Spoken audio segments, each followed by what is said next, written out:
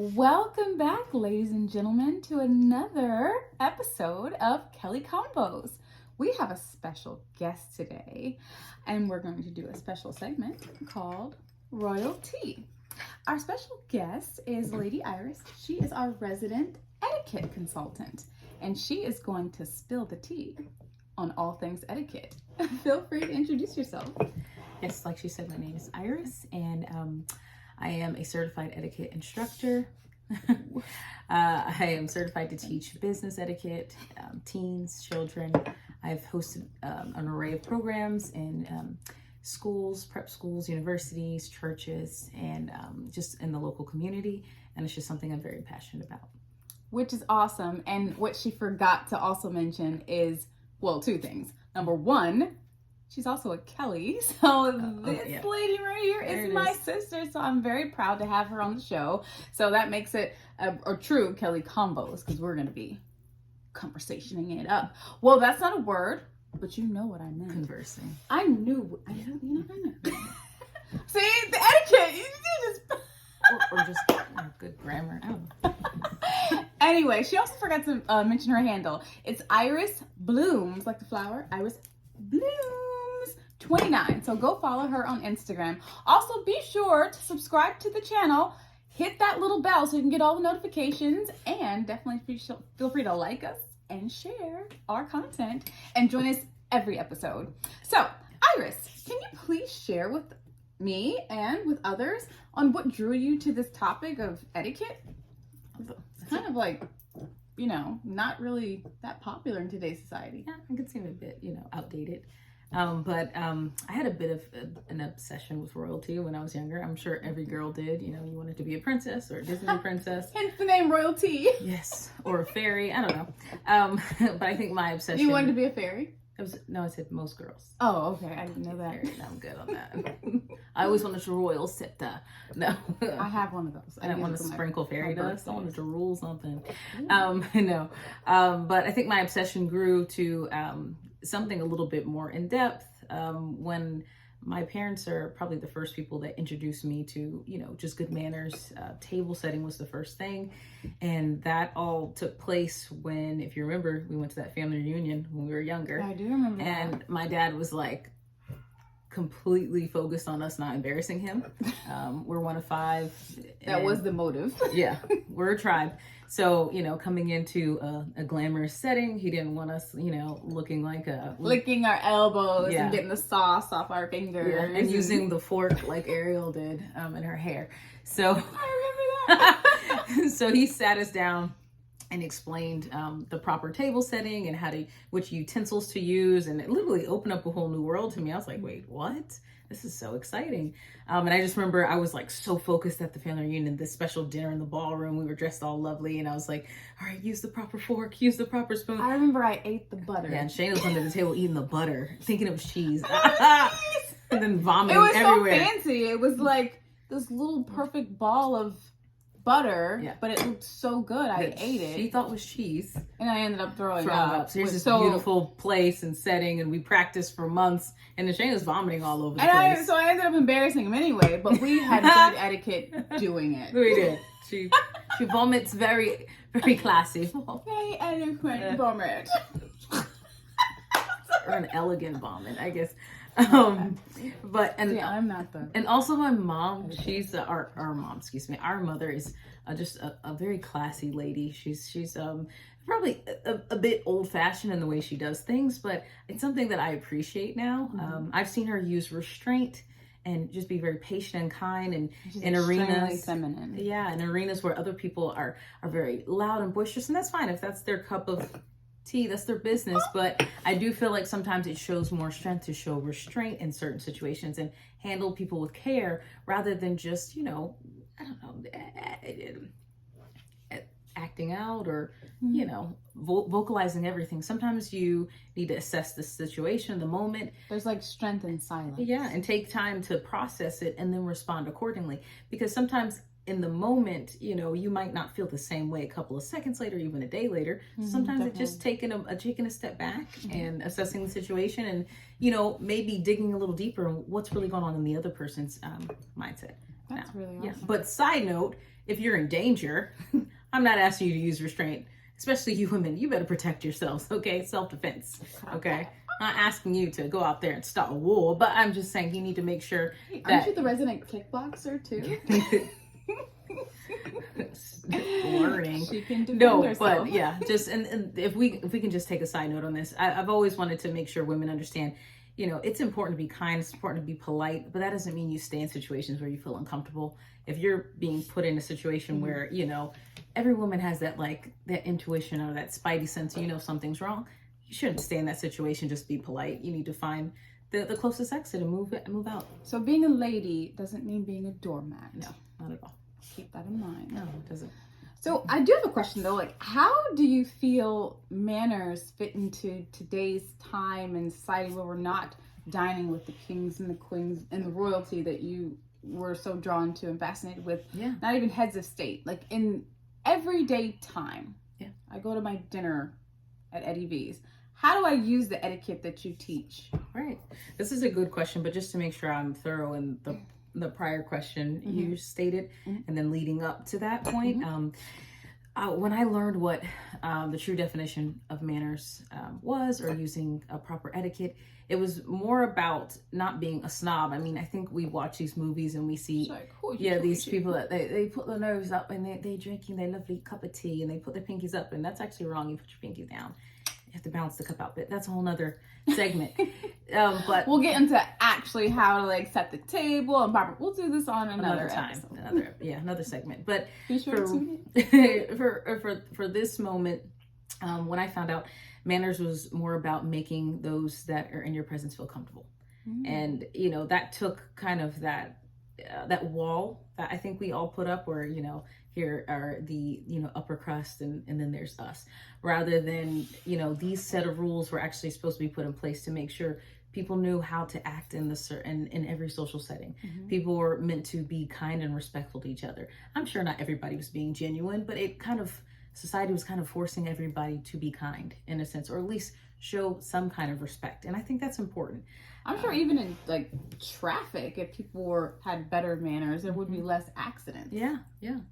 And if we were all more thinking about making others feel comfortable in our presence, and we were all actively doing that, then none of us would feel like there was anything missing in our pool either, in our cup. That's so difficult in today's society where people are so selfish. It's always, it's like me. It's a me world now. It's like, oh, look at me. Yeah. Look at me. Post me, my food. And it's like, to take the time to think about others and how they feel, it's a rarity now. And for example, just for me, I think there's something very comforting in knowing how to act in different social settings. It gives you a confidence. When I walk into a room, and I think our parents were very good about putting us in different party. That also, I guess, yeah.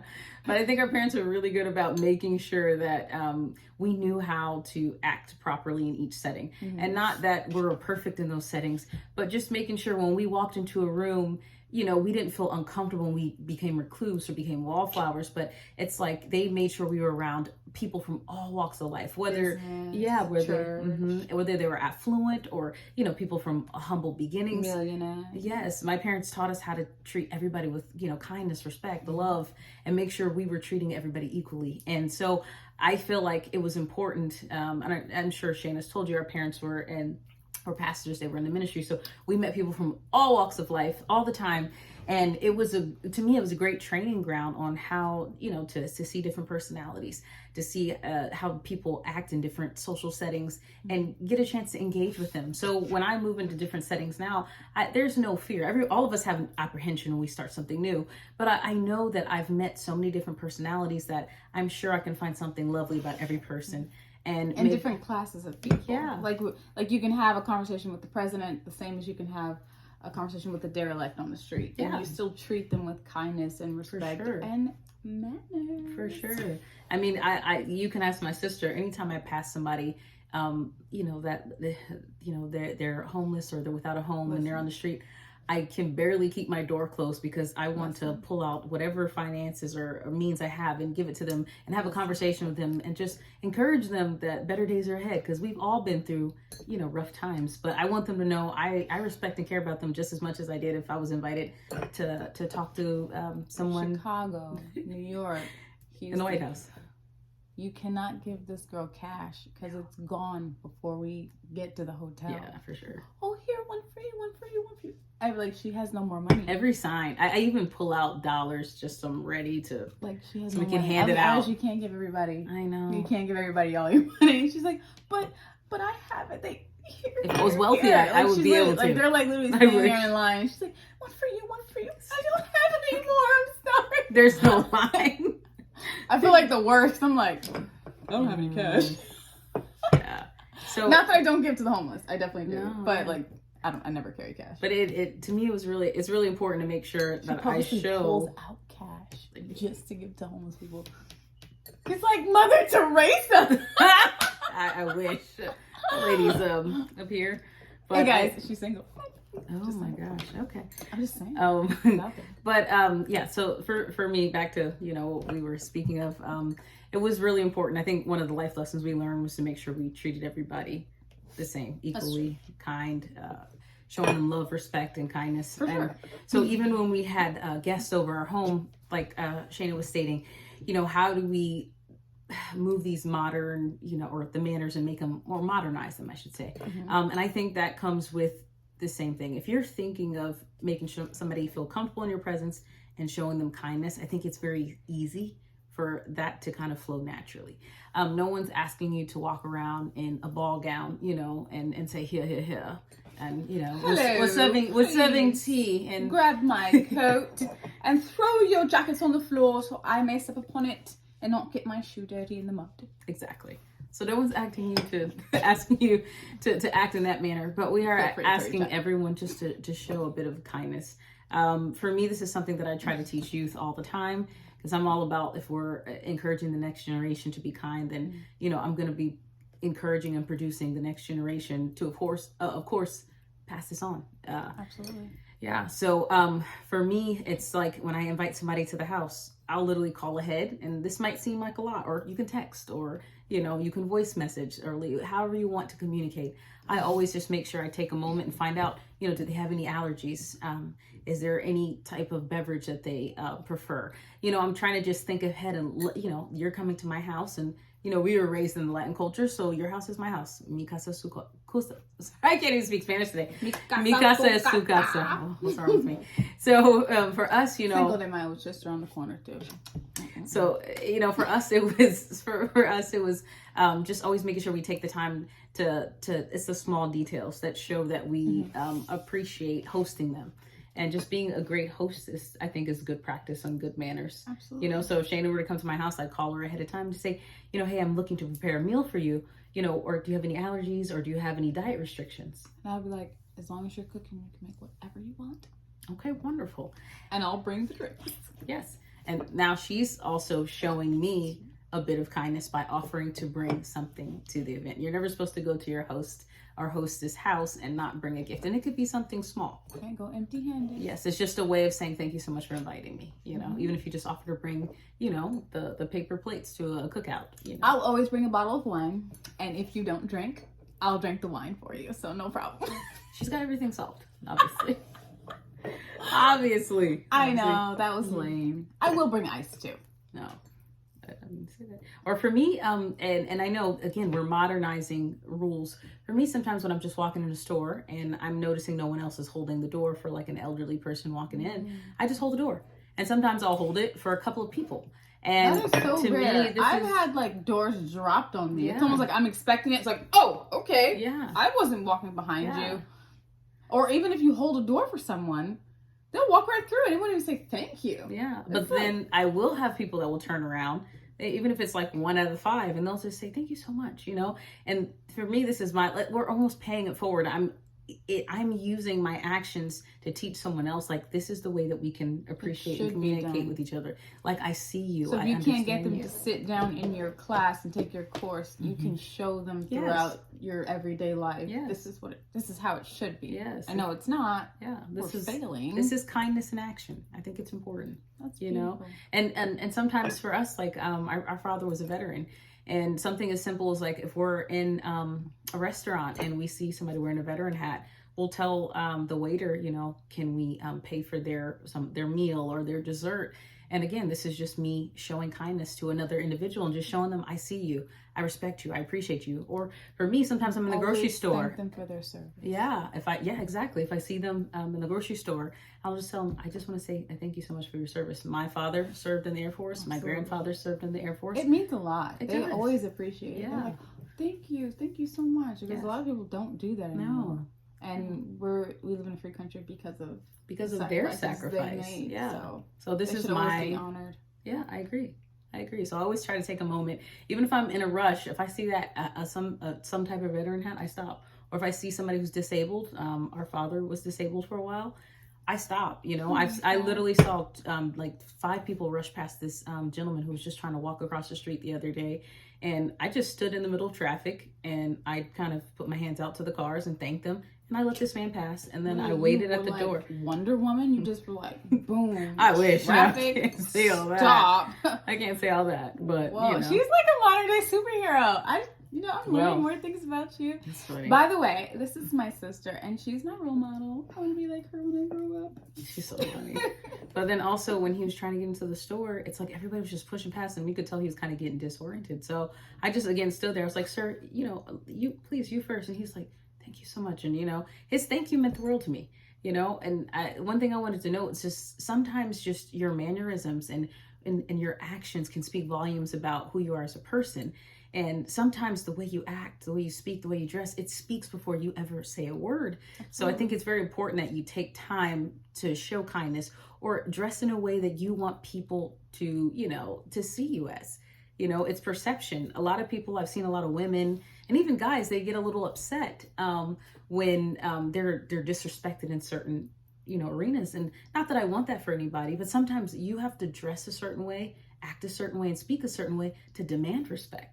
And then people follow. And then you, of course, have to respect yourself. And I think one of the ways to do that is, of course, to start, of course, self-love and then showing kindness. And that, to me, that kind of stuff will come back to you. Absolutely. And I think that is a lost art. I think people forget that you are judged in seconds. As soon as someone looks at you, they are already assessing who you are, who they think that you are based on your appearance. Yes. No matter what. I know that's a harsh reality, but it is so true. So I do think you should dress the part, because if you come in with a little tiny outfit on, people are automatically going to assume you're a certain type of woman. If you come in and you've got your ball gown on, they're going to assume you're a certain type of woman. You have your business suit, you're a certain type of woman. So, and for men as well, I don't mean to just make it a feminine thing, but they're going to nail you to the wall in a second. As soon as they have already decided who you are before they even shake your hand and say hello. Yeah, and we don't want somebody to judge a book by its cover, but some they do. But people do, and then sometimes, you know, you want to set yourself in a way that people want to take time to read your pages. And I feel like everybody has something beautiful to be read in your life, but give people a chance to see who you want them to see. And if you dress and act the way that you already want to be viewed, then hey, good for you. That's your business. Right. But if that's your story. Yeah. Yeah. And if there's a certain place you're planning to go in life, I was always taught to start dressing for where you're planning to go. So I remember in school, you know, we were very poor. Okay. So mind you, again, told you, big family. There were 7 of us, 5 kids. That, did you? Yeah, we were very, very poor. But we never knew it because we had so much love in our house and so much respect for each other. And my parents would literally stretch $1 so far, and my mom could make fun come out of nowhere. And my dad always set up an adventure for us, whether it was family trips. And, you know, guys, again, we were not well off, so we would stay at people's houses or whatnot.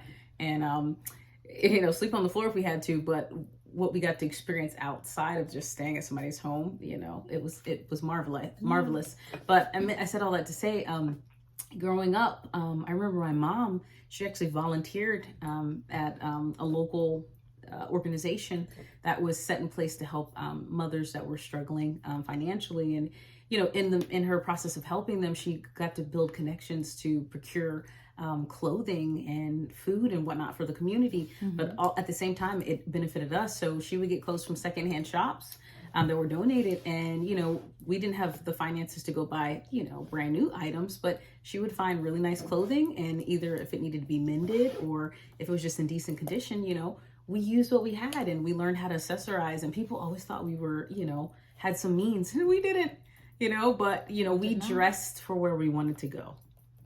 Absolutely.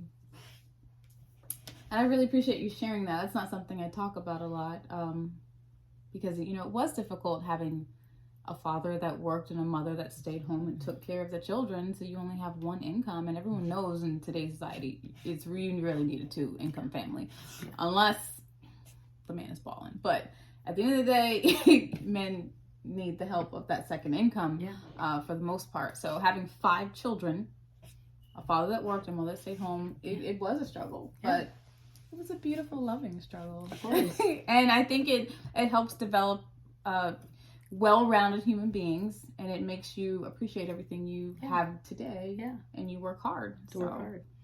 Yeah, so that's a little bit of our story, and I do appreciate you joining us. Did you have any closing remarks or comments? Yeah, I did want to just give honor to where honor's due, just to like Shannon said, to my parents, because even though we didn't have means to a certain degree growing up, we never felt there was a loss, but they did equip us with so many different life skills. And they set us up in different circles and arenas where, we are able to step into platforms now in this part of our life, and feel very comfortable moving about in those arenas. Absolutely. And then, of course, making way for other people to move in those arenas, and hopefully bridging the gap and opening up doors and showing them how to, possess where they're trying to go in life. Absolutely. So if I could just leave you with anything, my mom always said when we were younger, and it used to drive me crazy at the moment, but I'd come home and tell her different things that was going on in school and how I want to respond. And she'd always say, Iris, and she always say in a very quiet voice, just always be classy, stay classy. And I said, but Mom, she this and this. And she goes, yeah, but she's like, if you respond in a negative way and you step out of character, she's like, then you're going to feel guilty about how you address somebody. But she said, if you always stay classy and you treat people with kindness, no one can ever speak against your character. People actually will defend your character because you've treated them so. Even enemies sometimes, or frenemies. They're like, I know she didn't say that. Iris would never say anything like that. They say that about me too. Yes. So for me, I always feel like kindness is classic. It's the best accessory that anyone can have in their arsenal, and it's something that never goes out of style. So if I could leave you any tip, if I can share the tea with you, it's just be kind and stay classy. You heard it from our resident etiquette consultant. Yes, and make somebody's day brighter. Stay classy, make someone's day brighter. Also, be sure to like and subscribe to the channel and hit that little bell for notifications. Thank you so much for tuning in for Royalty with Lady Iris.